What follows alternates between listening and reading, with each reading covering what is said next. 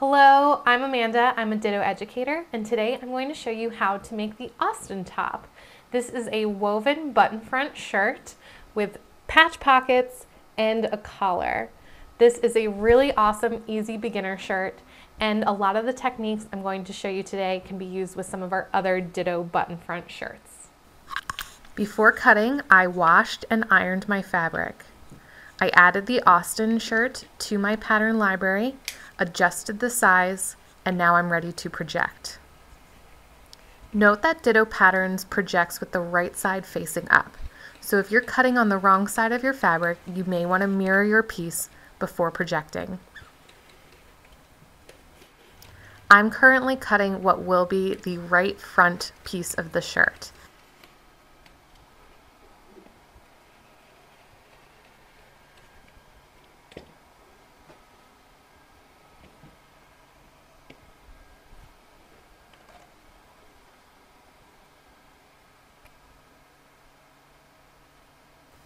Once your piece is cut, take a moment to mark the patch pockets and any other notches on the shirt. I also use a ruler to mark the lines that will be the button placket.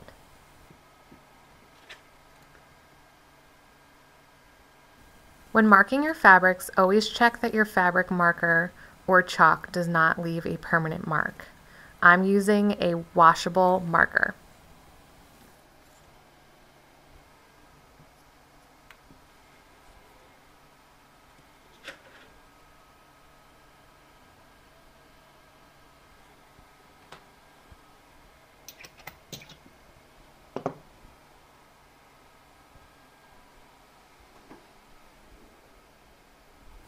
Once this piece is complete, we can move on to cutting the left side of the shirt.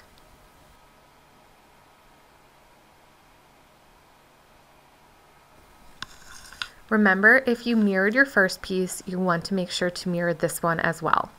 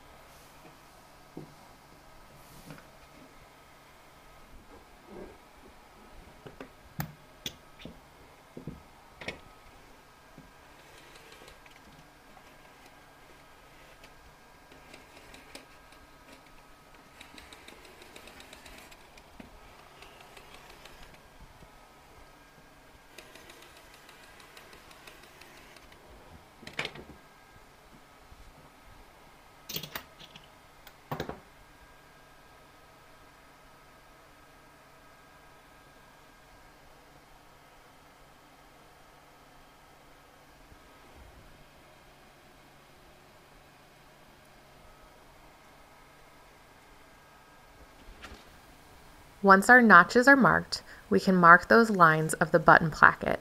There are 4 lines on this side of the shirt.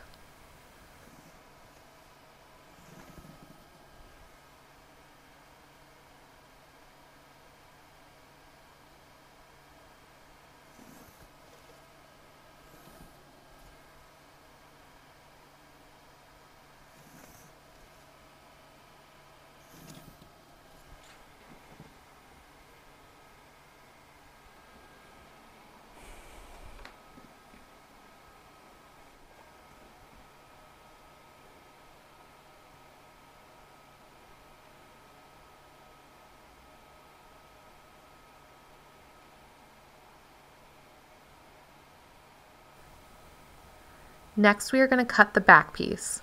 This back piece can be cut on the fold, but because I'm cutting my fabric in a single layer, I'm going to use the mirror feature to cut this piece.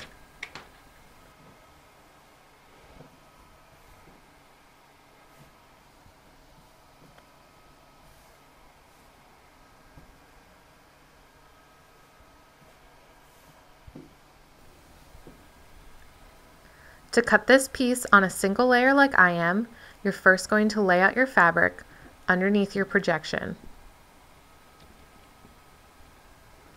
Before cutting, take a moment to mark that center fold line with notches and a straight line.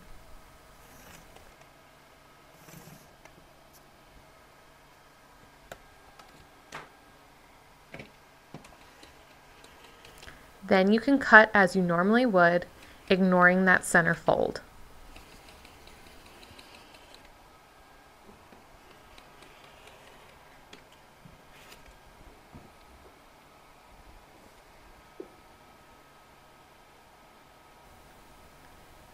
Next, mirror that image and slide your fabric to match up that center fold line.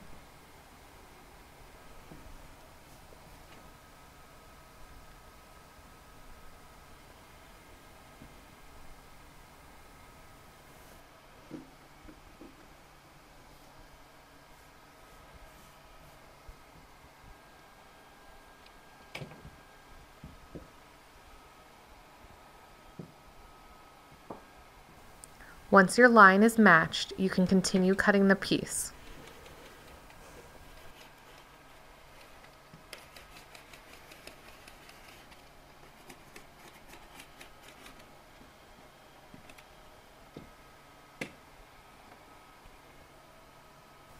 Don't forget to mark your notches.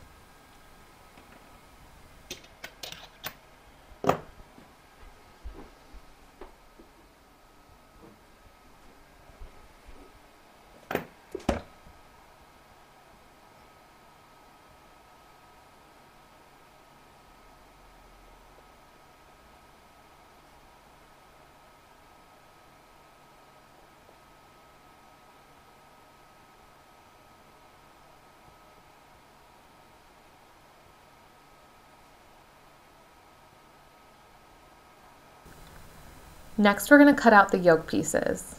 I'm using the rotate feature to cut out 2 at a time on my workspace.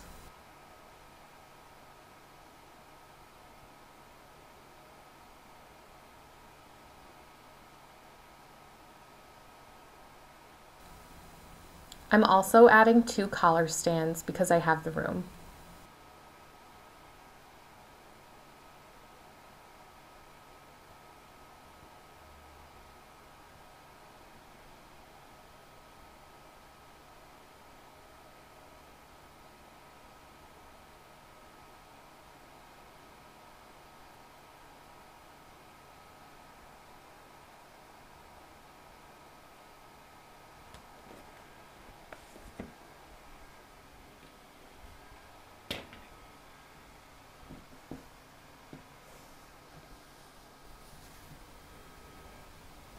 Even though I projected all 4 pieces, I want to make use of some of these smaller pieces of fabric.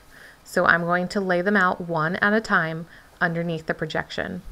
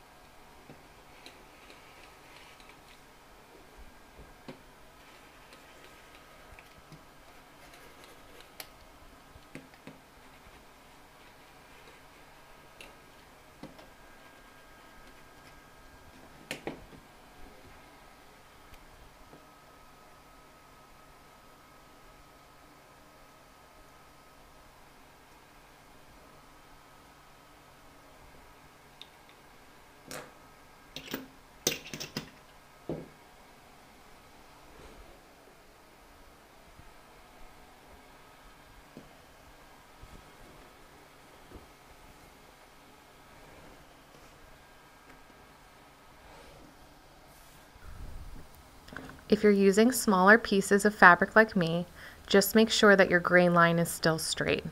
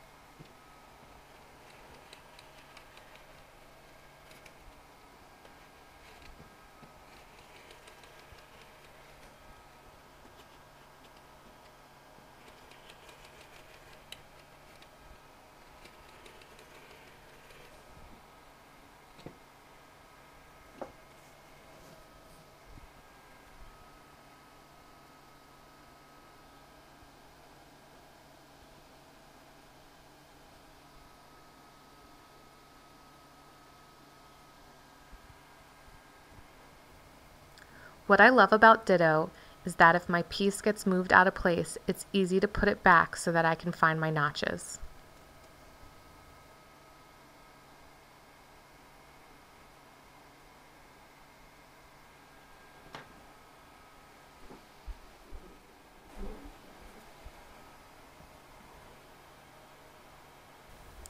Once I clear my workspace, it's time to cut out the sleeves and the patch pockets.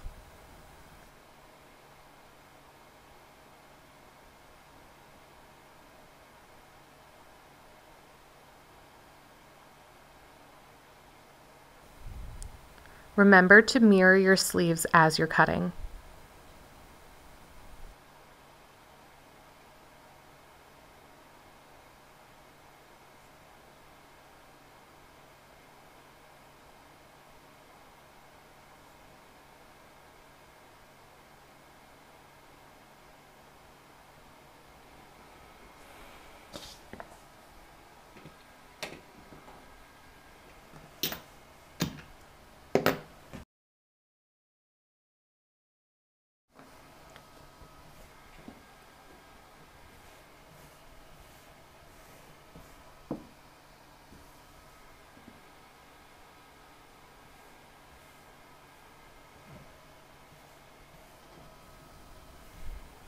Just like my back yokes, I'm going to cut these pieces one at a time to make use of every bit of my fabric. You could also move your fabric around to fit all the pieces you projected.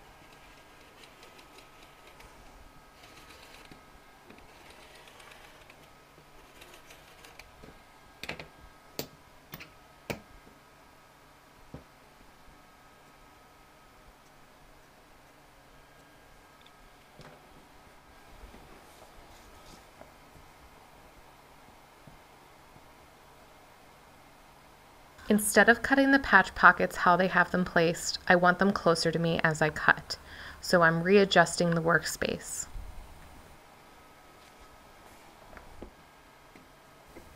This makes it a lot easier for me to see what I'm cutting.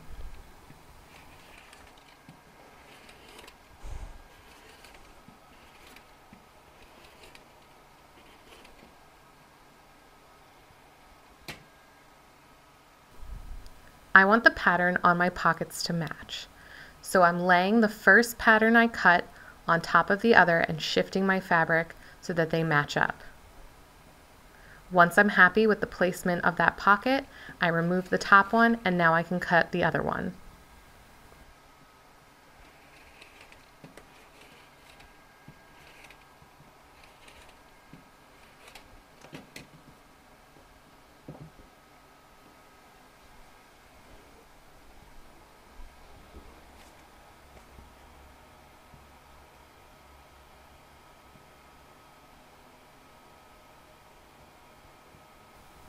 The last piece we need to cut is 2 of the collar piece.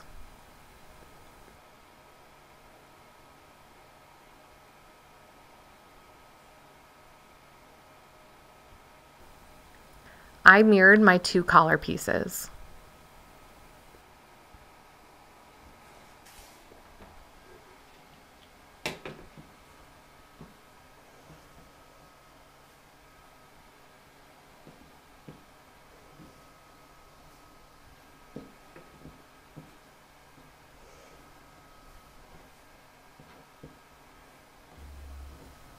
Mirroring your collar pieces isn't always necessary.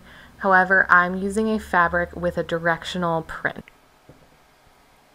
By cutting my collar pieces like this, it means my collar popped or not, these sailboats will go in the same direction.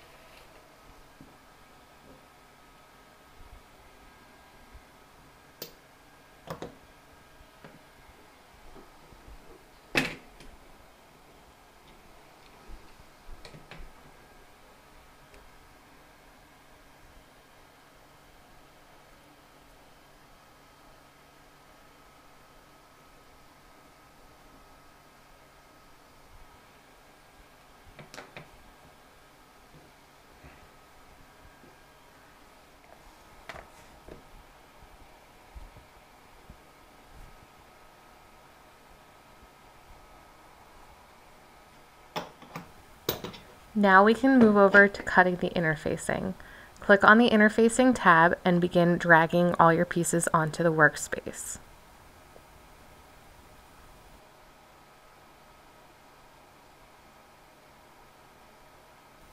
When cutting your interfacing, you don't need to mirror those collar pieces.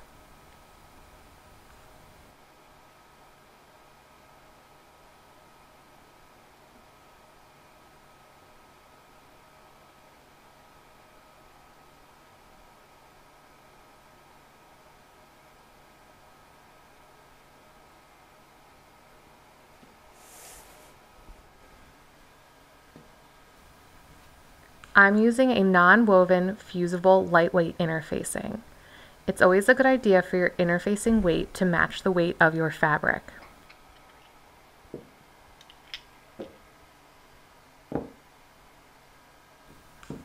If you choose to use a woven interfacing, be sure that your grain line is in the correct direction.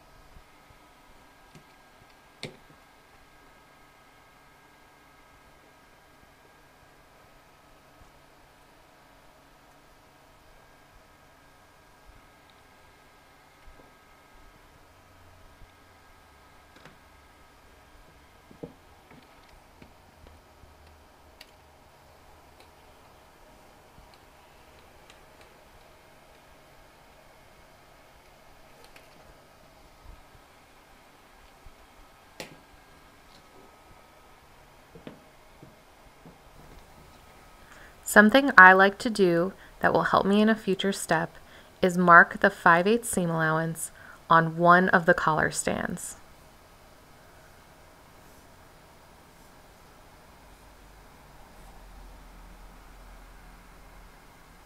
Once I have it marked, I move up all those notches.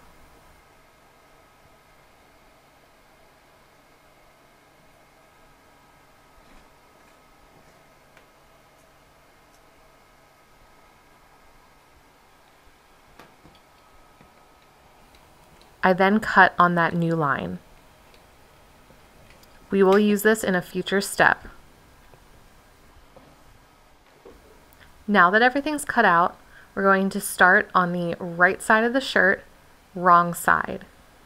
I'm folding over the first section of that button placket using those lines we drew as a guide. Once I fold it once, I fold it again, matching up that third line. Press into place.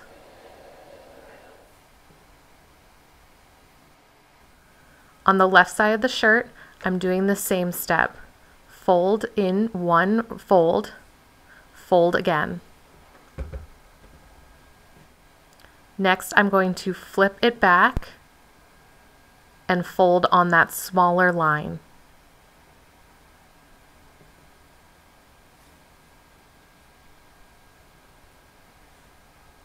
I'm then going to press this into place.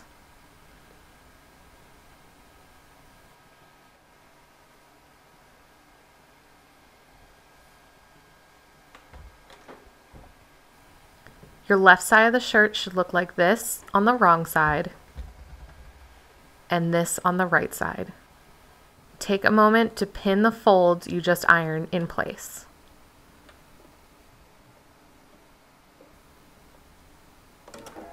I'm going to start by doing some top stitching on the right side of my shirt.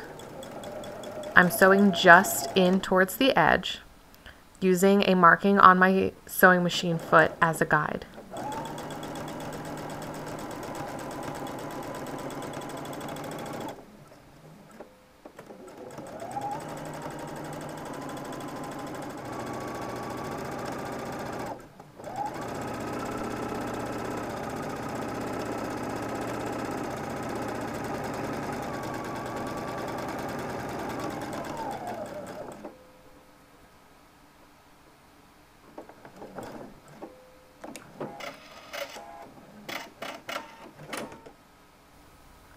Next, I'm going to top stitch that fold down, again on the right side of the shirt, using my sewing machine foot as a guide.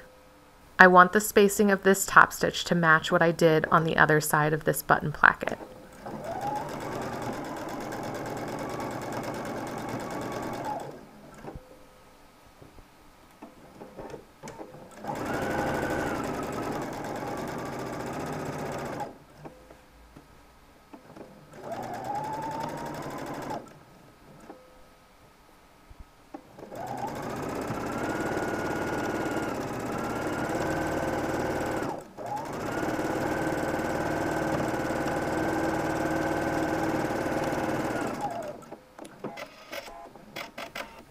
A way to get even stitching on your button plackets and other parts of your shirt is to use a bi-level foot. Check to see what type of feet attachments your machine has.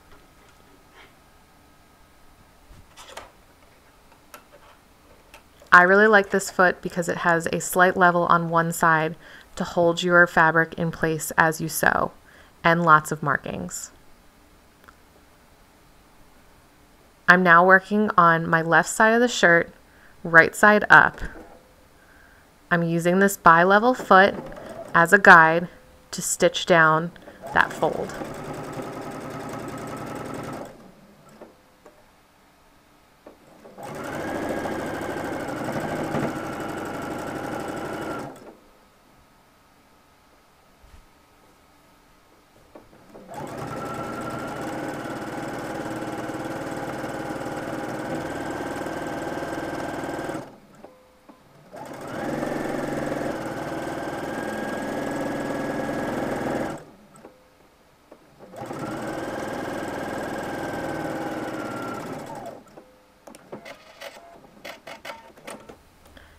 This is what the inside and outside of that left side of your shirt should look like.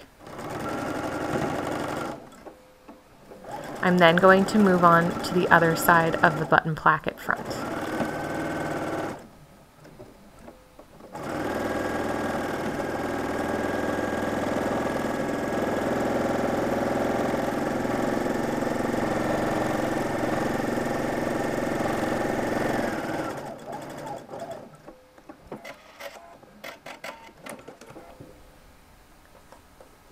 Now the fronts of our shirts are completed, we can mark the buttonholes.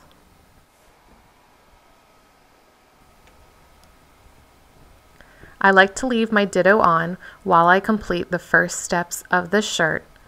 That way I can line up the button placket with the front of the shirt and mark my buttonholes. Because it's projected, it's really easy to see where the holes need to be.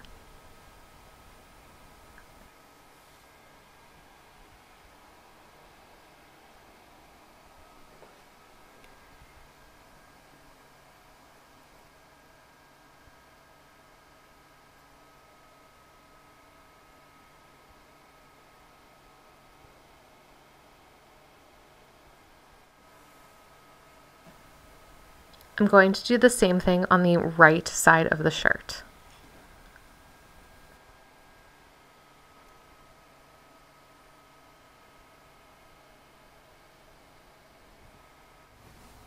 Next, we're going to add our patch pockets. We start by measuring 5/8 of an inch down from the top and ironing that fold over.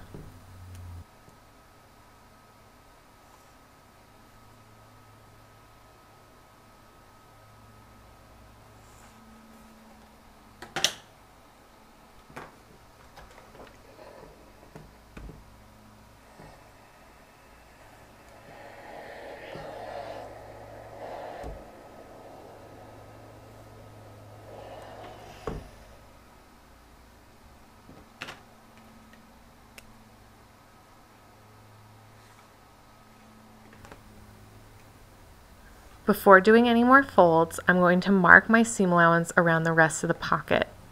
The seam allowance is 5/8 of an inch.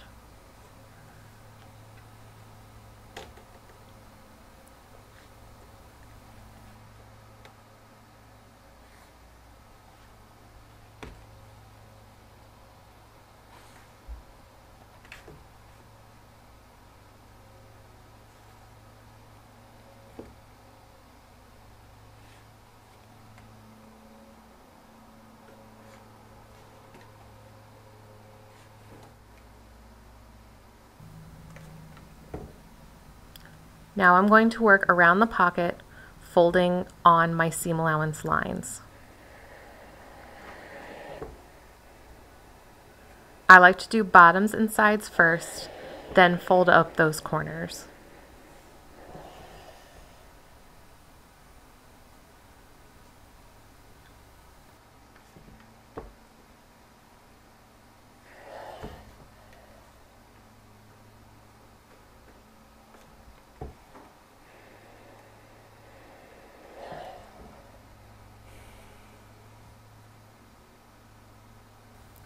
Next, I iron down that top edge. I'm using 1 inch to measure.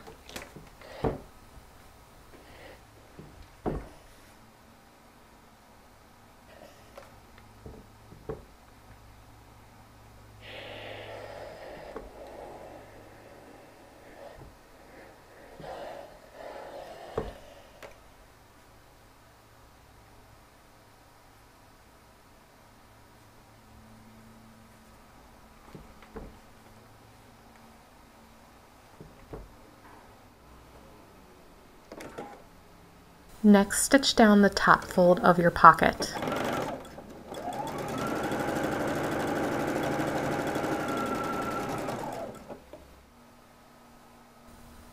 With the right side of the shirt facing up, lay your patch pocket on top and line up the markings.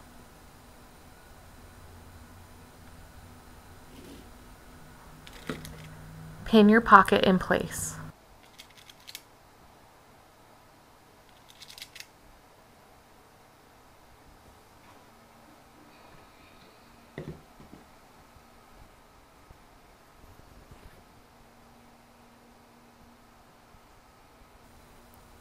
Repeat on the other front piece of your shirt.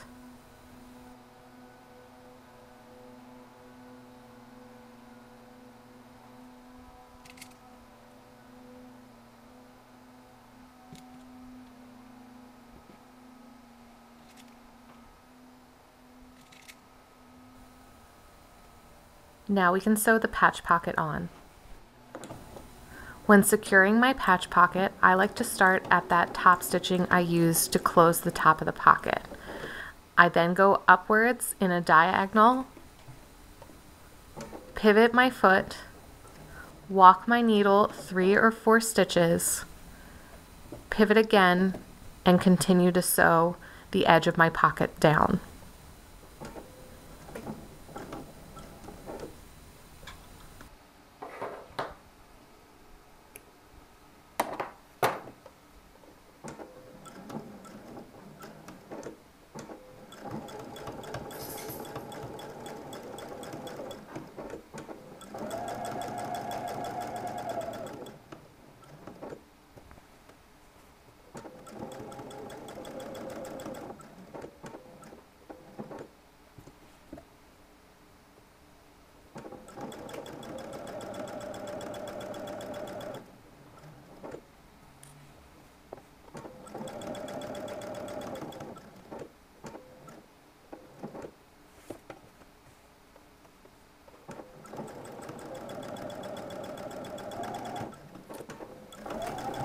When you get to the other side of the pocket, do the same thing.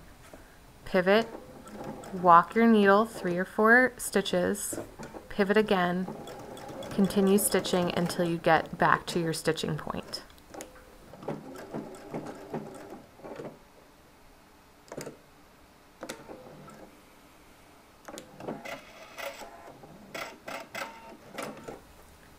Repeat on the other pocket.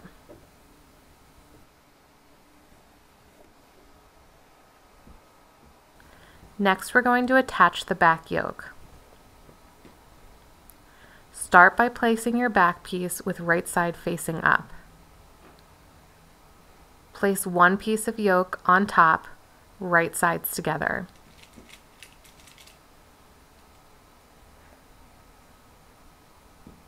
Mark notches and start pinning from center and outer edges.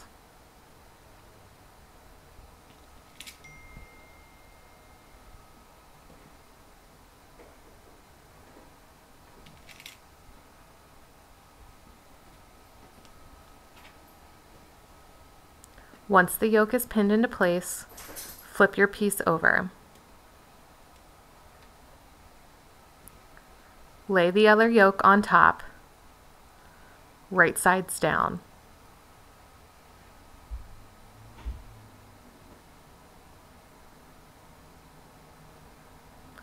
Move your pins to pin all 3 layers together.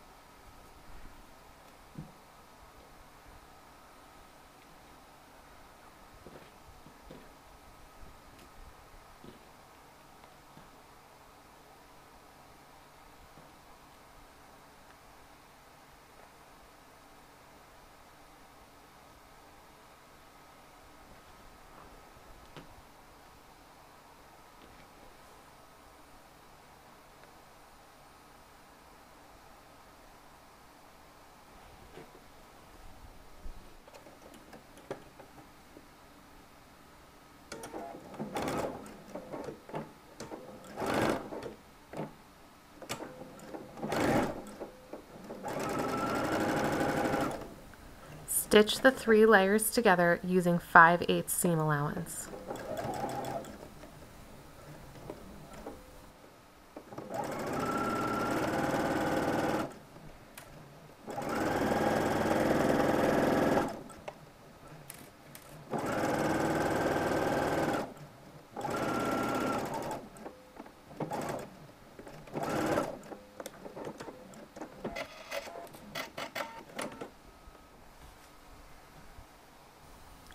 Stitching the yolks this way makes a really nice back piece without any seam allowance on the inside.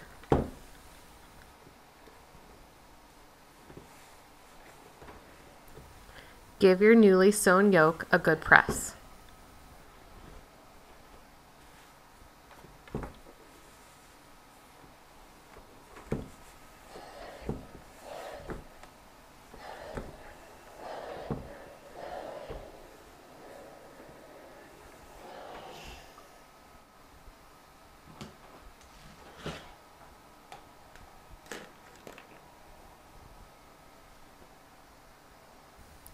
To attach the front pieces at the shoulder, lay one front piece on top of the right side of your back piece. Pin only the first layer.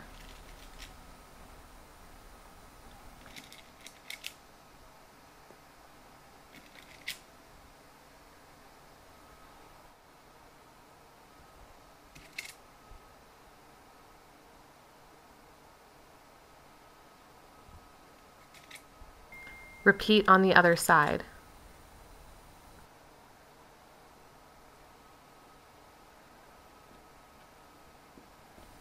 Next, take that other piece of yoke, turning it and placing right sides together.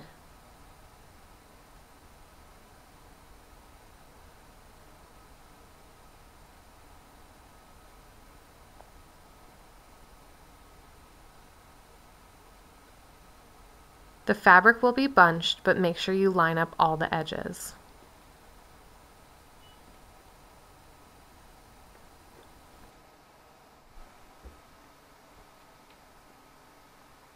Repeat on the other side.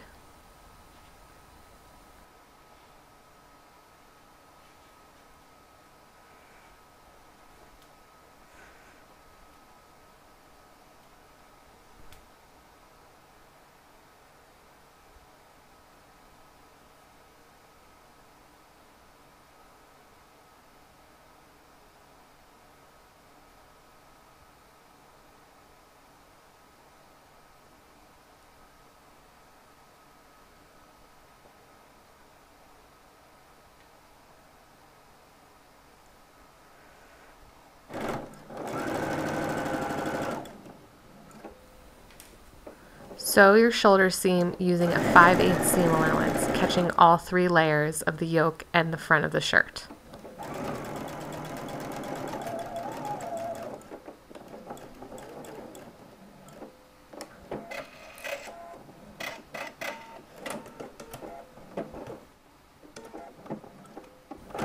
Repeat on the other shoulder seam.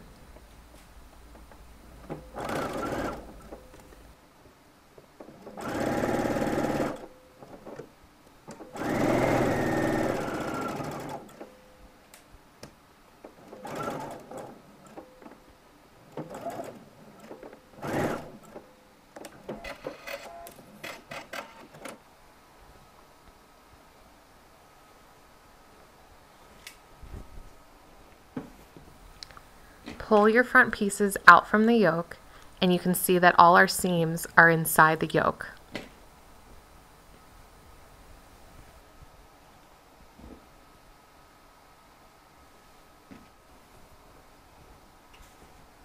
Press the shoulder seams.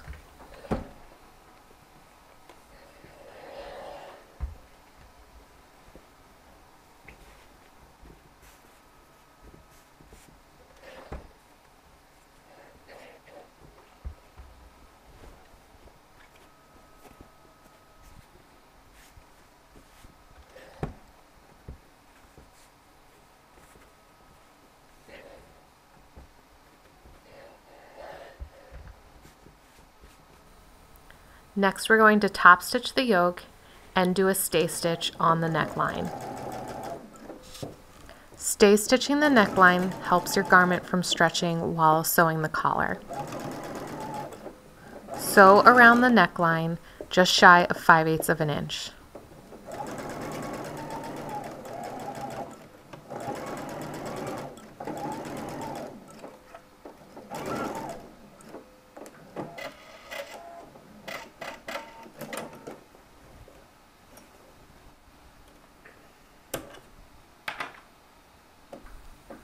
Top stitching your yoke is optional. I'm going to use my bi-level foot to sew an even top stitch across the back of my yoke.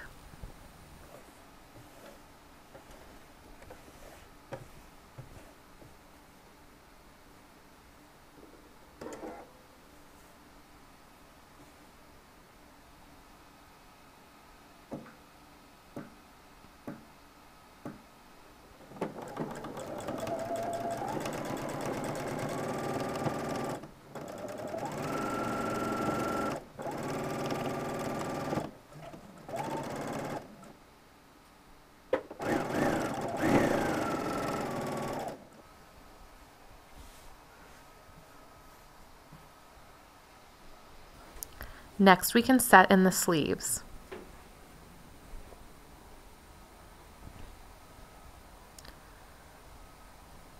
Line up the shoulder notch with the shoulders of your shirt, right sides together. Then line up the edges of the underarm.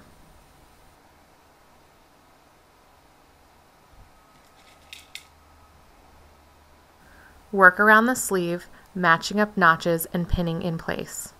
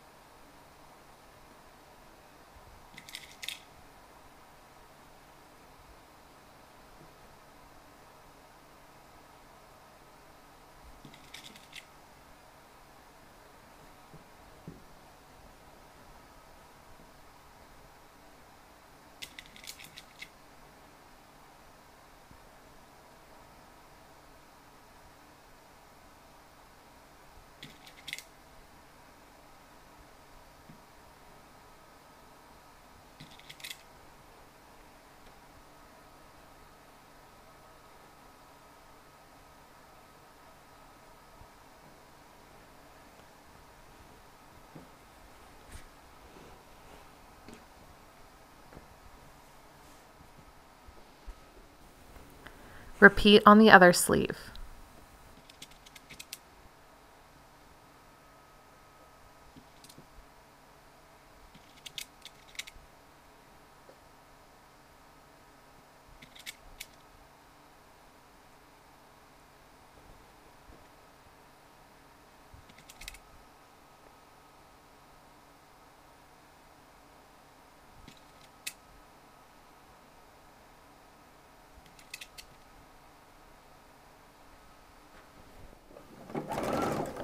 Sew the sleeve in place using 5/8 seam allowance.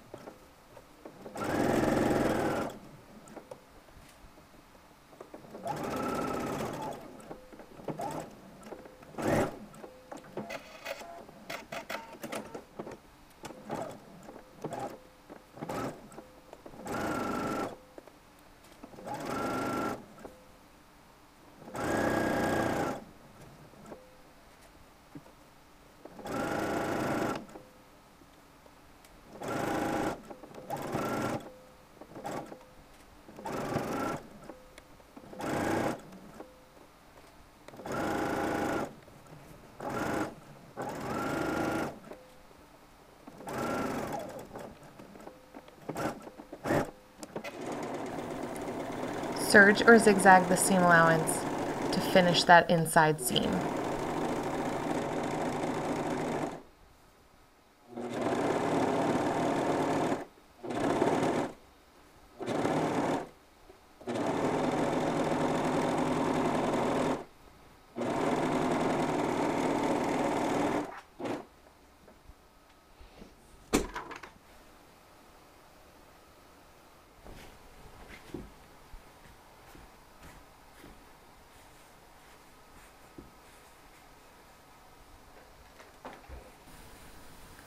Press your seam allowance to one side. I like to press mine towards the body of the shirt.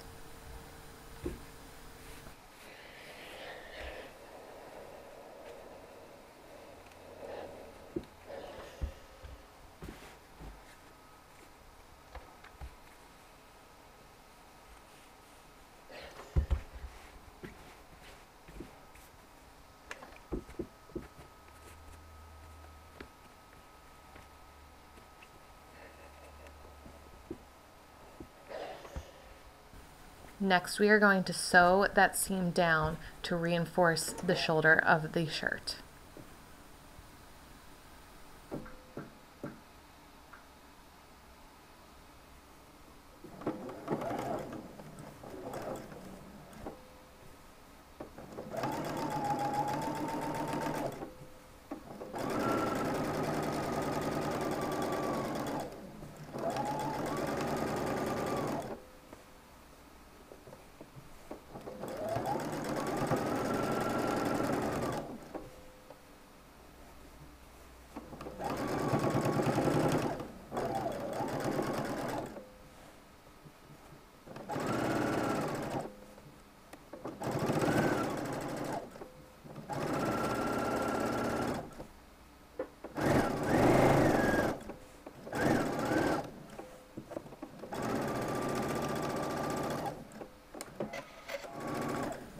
Repeat on the other sleeve.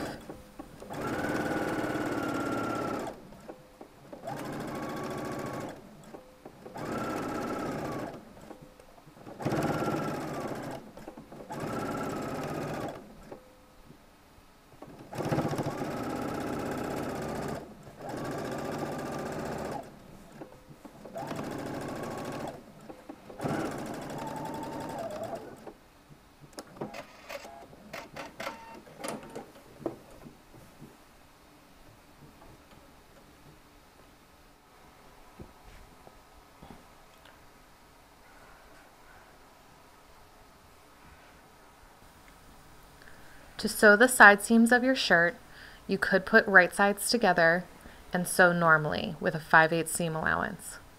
I'm going to show you how to make a flat felled seam, which is common in button-down shirts.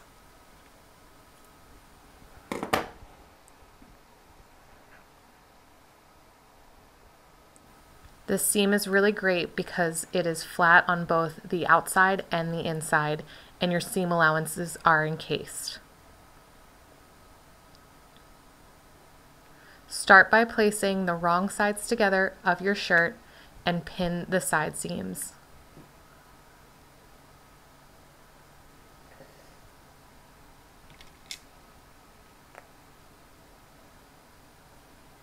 Pin from sleeve hem to shirt hem.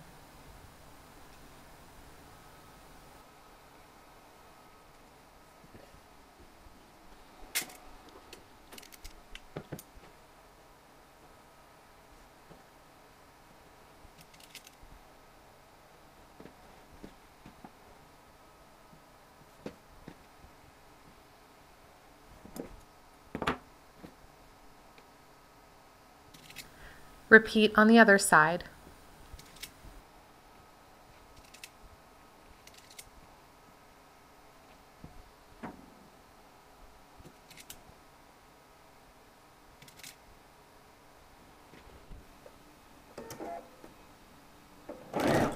Sew the side seams as you normally would with a 5/8 seam allowance.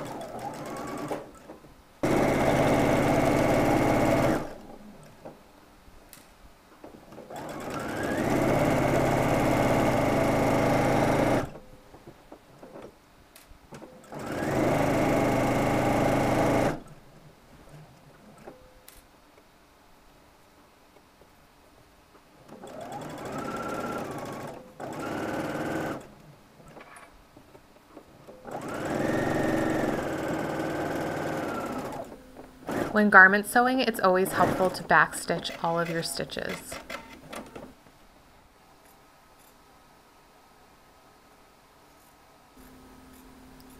Next, cut one of the seam allowances very close to your stitched seam.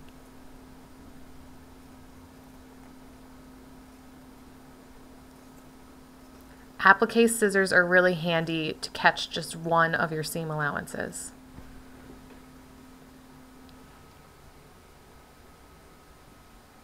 Next, fold the full seam allowance over the seam allowance you just trimmed. Iron in place.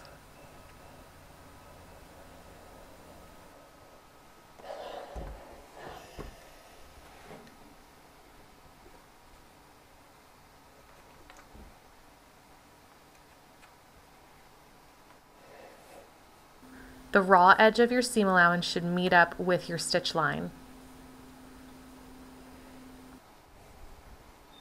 Next, open the shirt flat and press the entire seam to one side, encasing your seam allowance.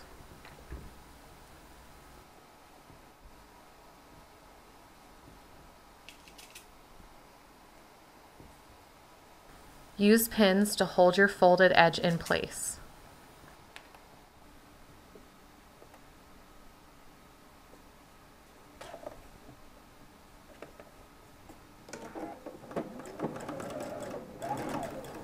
On your machine, sew just on the edge of your folded fabric.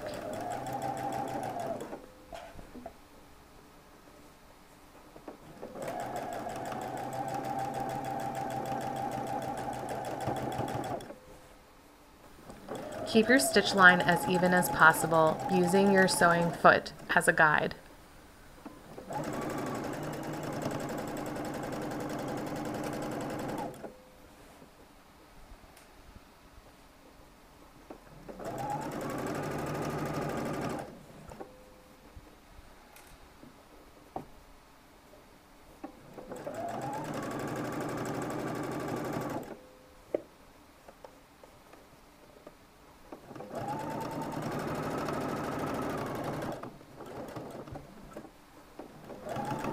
When you get into the sleeve, push all the fabric out of the way to just sew your seam allowance down.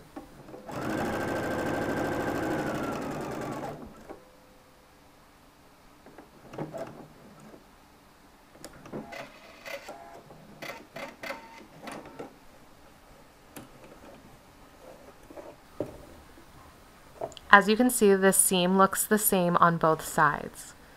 It is flat with the seam allowance encased inside. Repeat on your other side seam.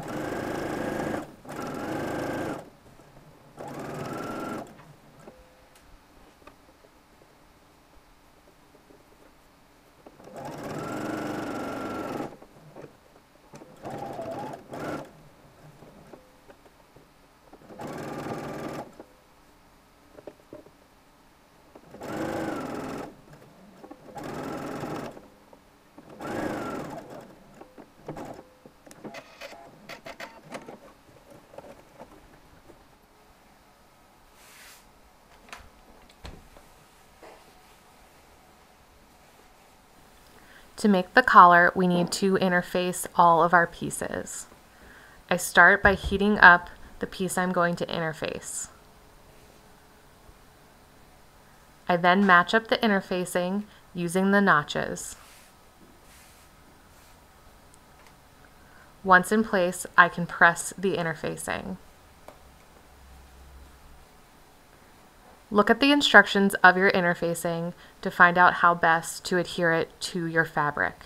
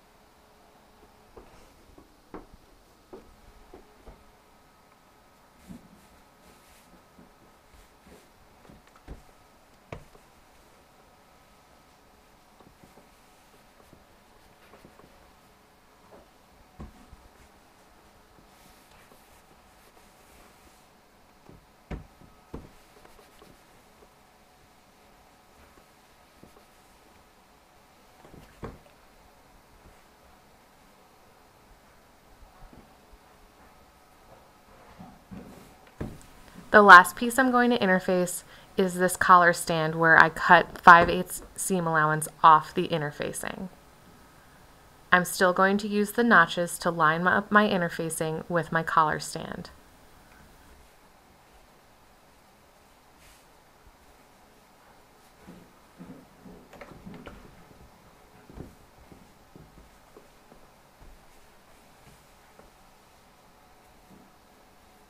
As you can see, my notches still match up, even though the interfacing piece is shorter.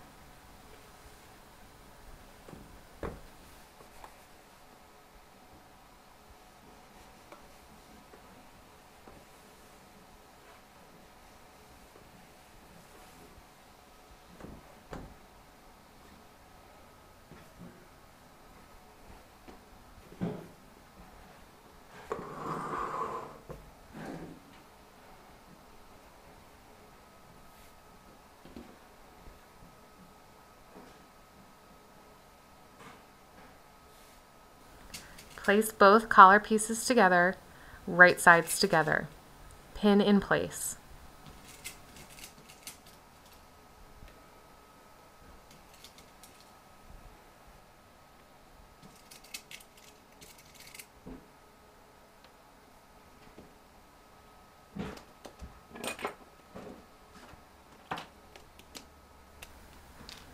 I like to take a moment to mark the seam allowance on the collar, which is 5/8, in the corners so I know where to pivot my needle when sewing.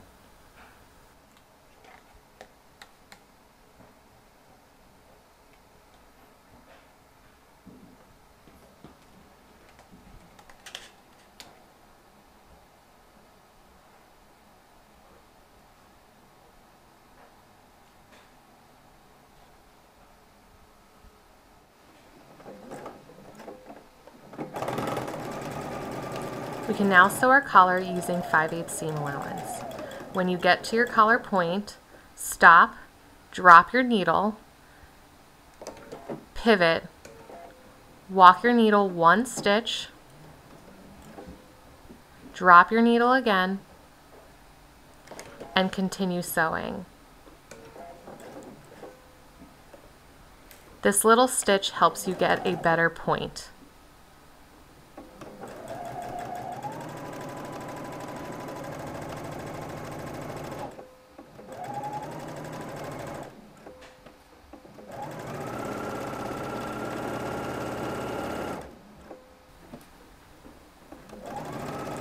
Repeat the same process for your other collar point.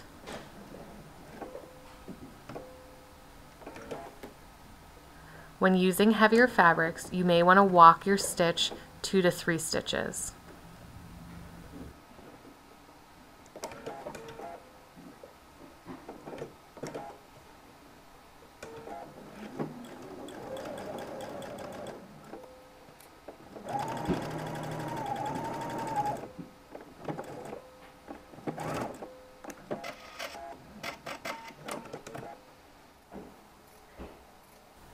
When trimming the seam allowance of my collar, I'm actually going to grade the seam allowances. That means cutting one seam allowance shorter than the other. This helps the collar lay flat and nice.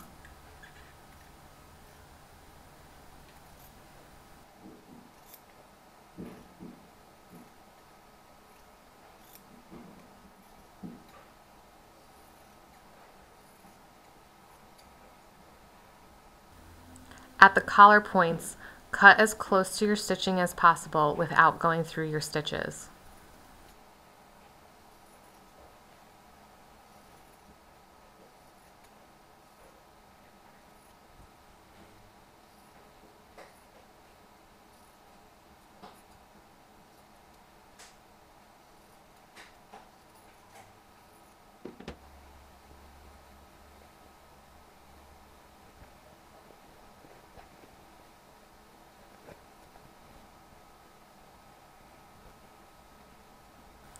Turn your collar right side out.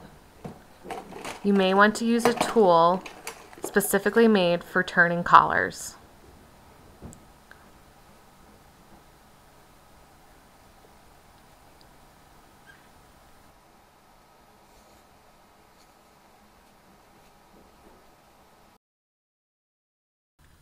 Another tip for turning your collar is to use a needle and thread. Pick up just a little bit of your fabric in that corner, pull gently, and release the thread. Be careful when ironing your collar because you may burn the corners or get residue from your iron on the collar. It's always a good idea to use a pressing cloth or a scrap piece of fabric.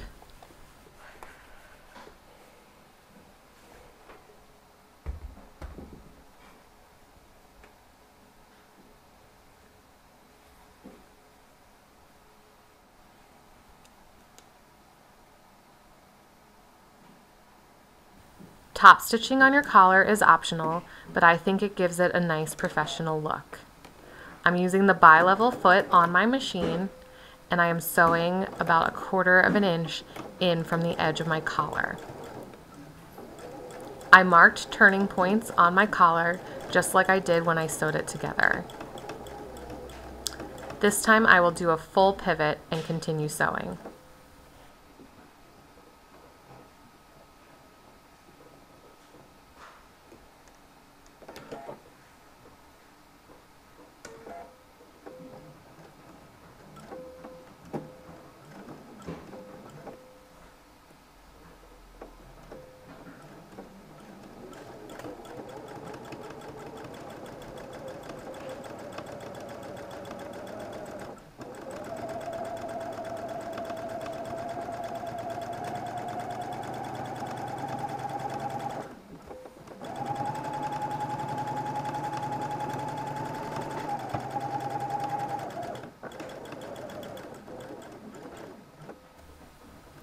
When pivoting, it's always helpful to sink your needle into your fabric and then lift up the foot.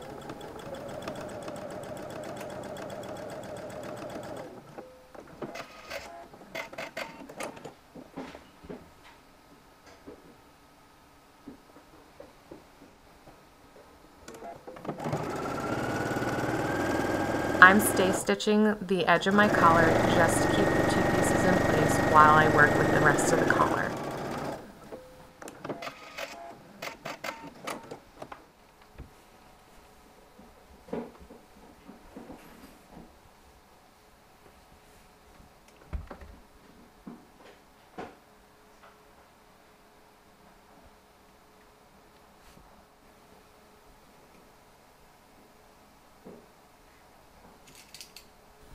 To add the collar stand, place one of the collar stands against your collar. Match up the notches and use pins to hold in place.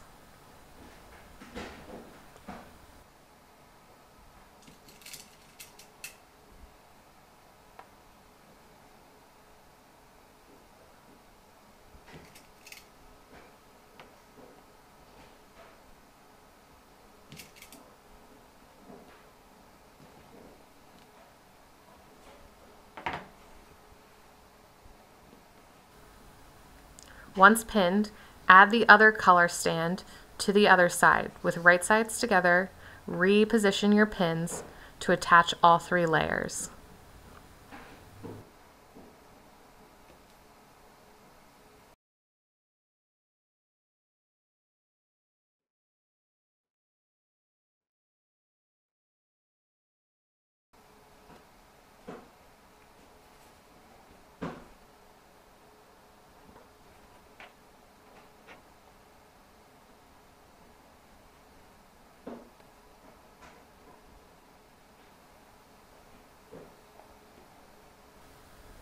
Before completing the pinning, iron your seam allowance up using the interfacing as a guide. This is why I like to cut my interfacing seam allowance off before attaching it to one of the collar stands. It makes ironing this seam allowance up very easy.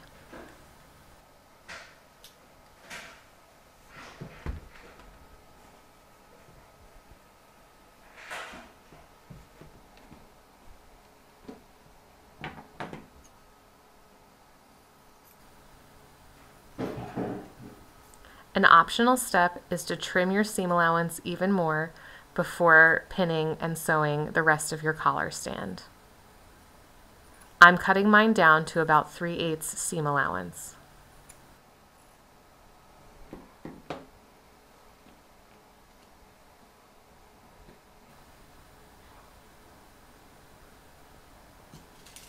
Add the last pins to the edges.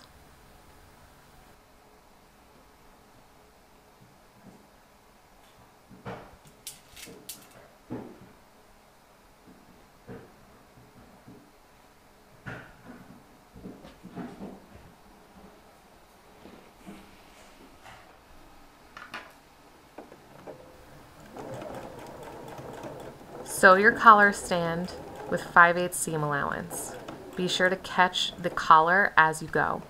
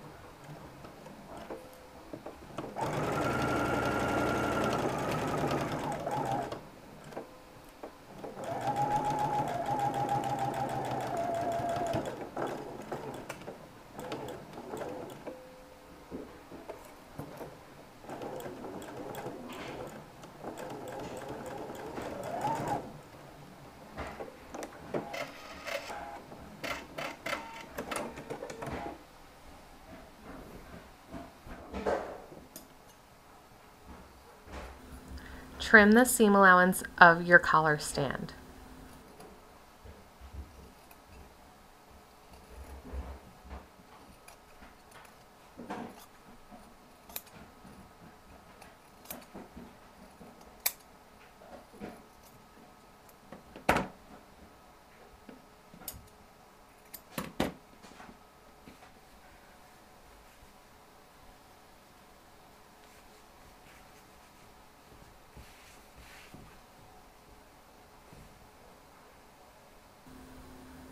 Open up your collar stand and press.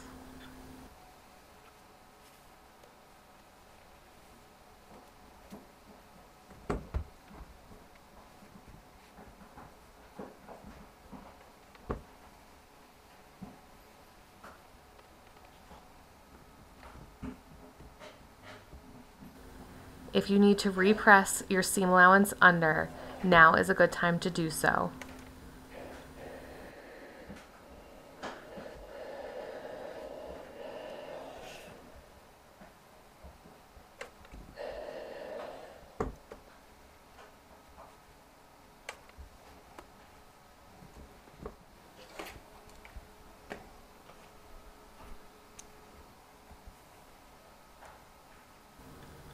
Draw your 5/8 seam allowance on the other collar stand.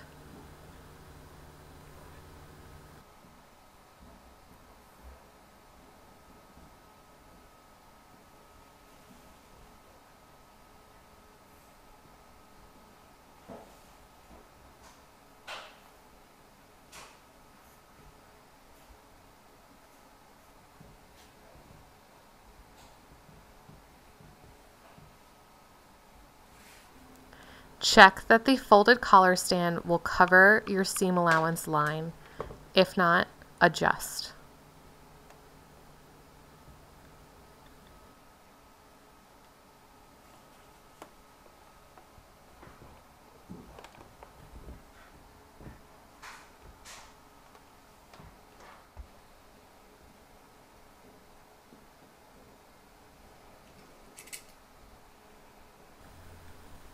Using the notches as a guide, pin the collar stand to the shirt.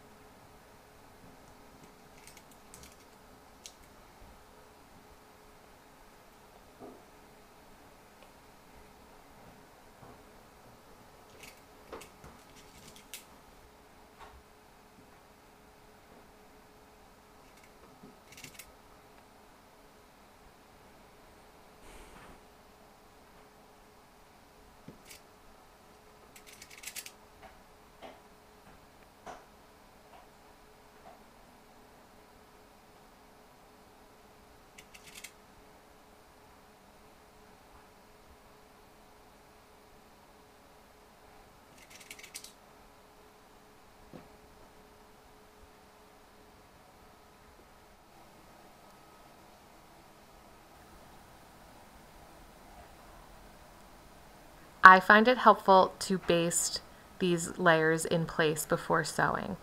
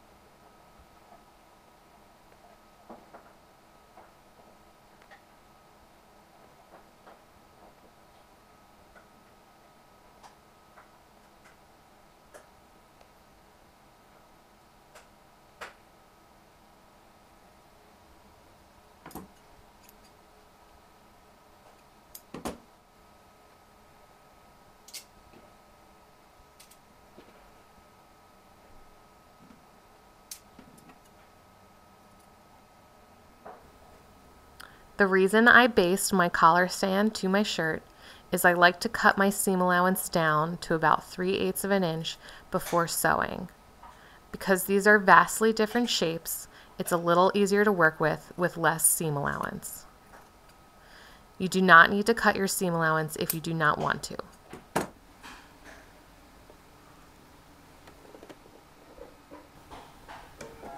When sewing my collar stand to my shirt, I like to start at the center back of the shirt and work my way towards the ends.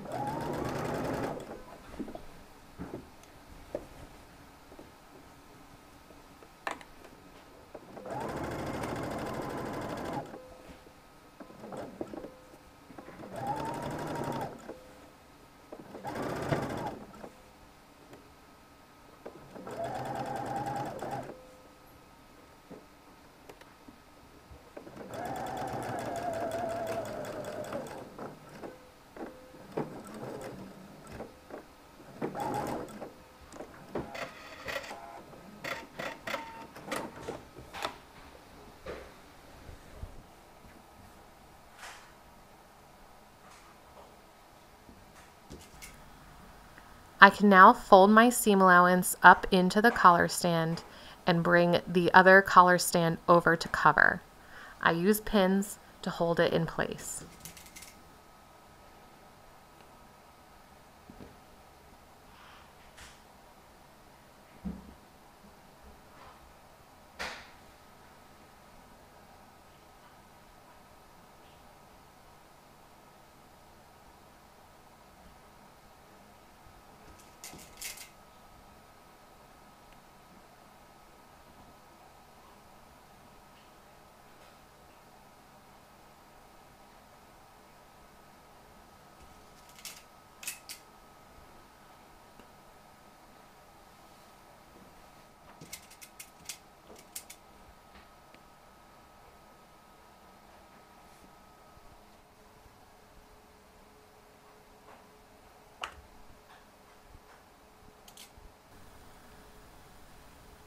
This is another step where I like to baste where I'm going to stitch rather than using the pins.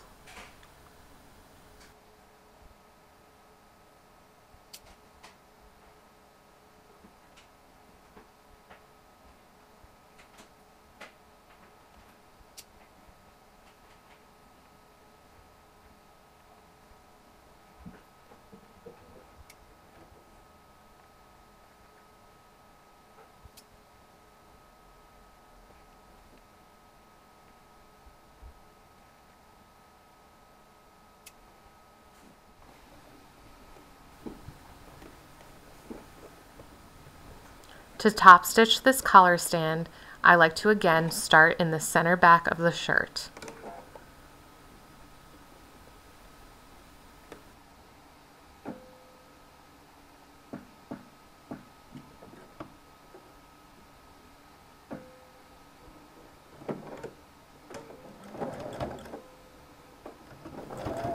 I'm using the bi-level foot to get an even top stitch around my collar stand.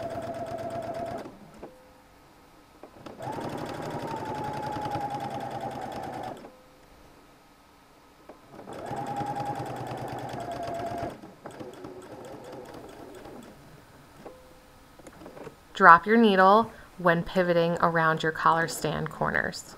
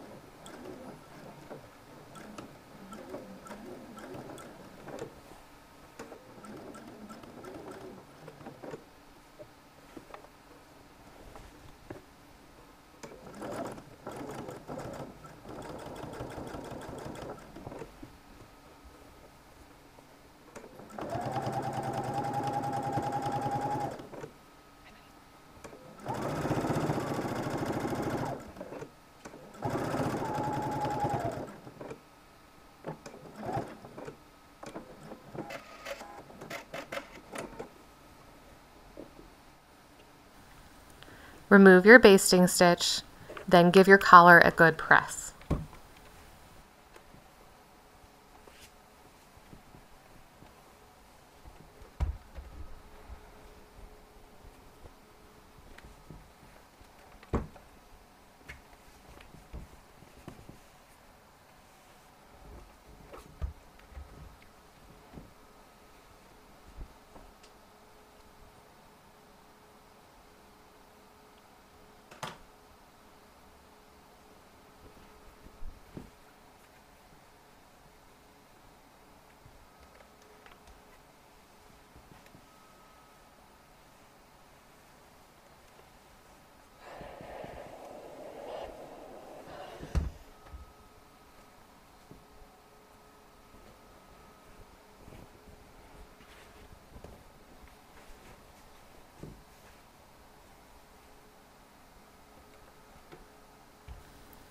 To hem the shirt, iron up 1/4 inch seam allowance.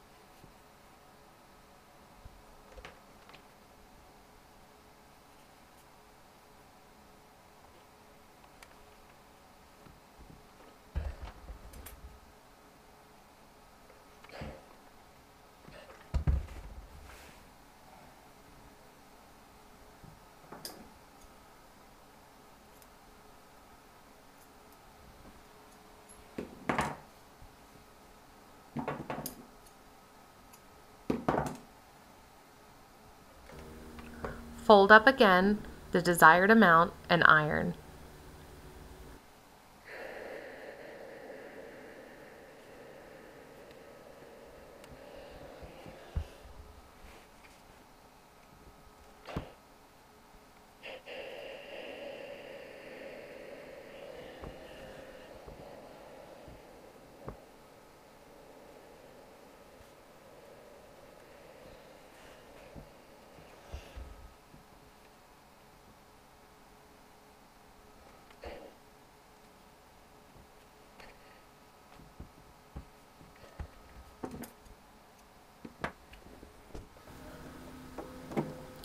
Sew your hem in place.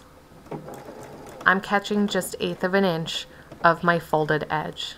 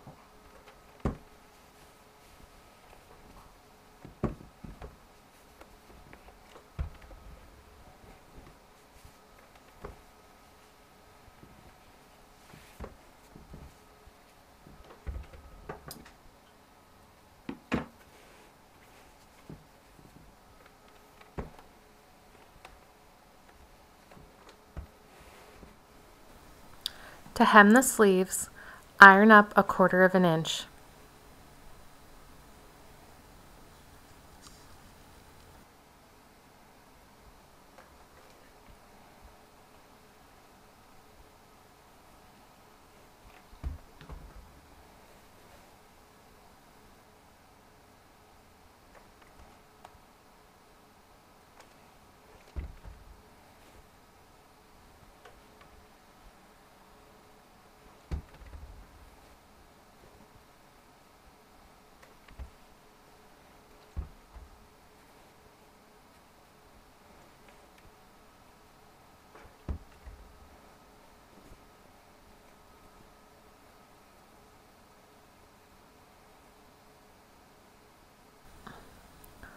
Fold again the desired amount and pin in place.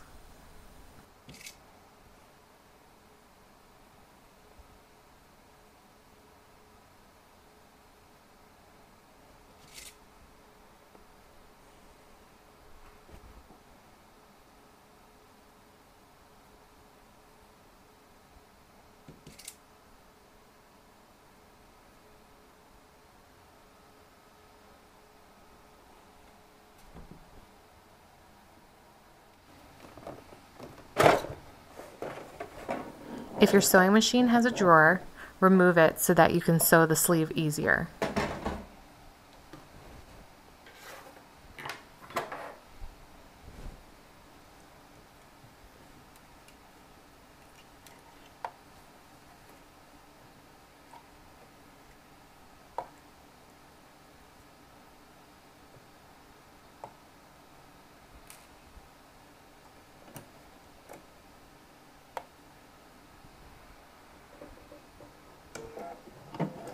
Just like the hem, we're going to sew our folds down just 1/8 of an inch in.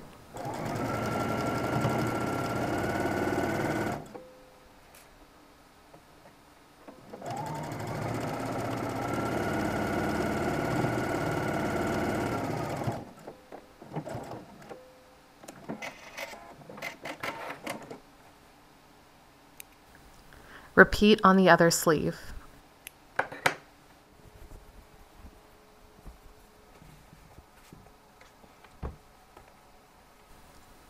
Press the hem of your sleeves.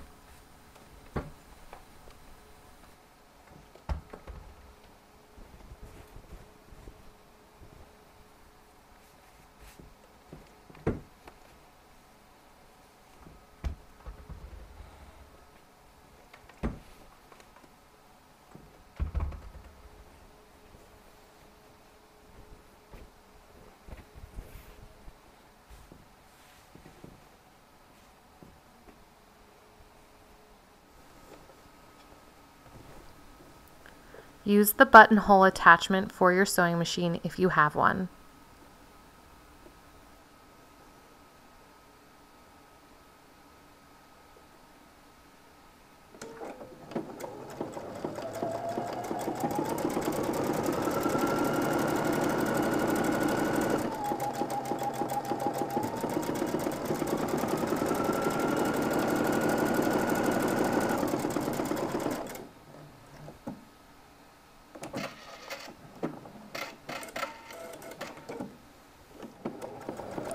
Create buttonholes on each of the markings on the front of your shirt, including the collar stand.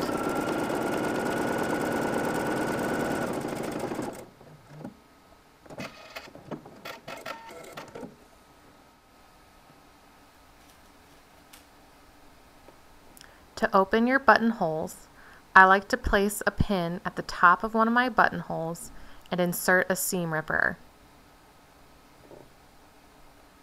The pin stops your seam ripper from going too far through your buttonhole.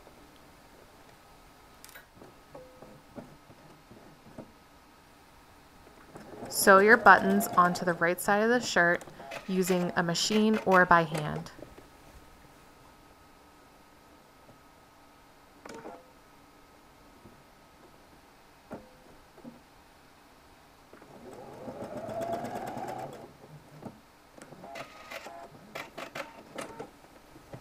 All right, here is my finished Austin shirt. I hope you enjoyed this tutorial and you join me for more.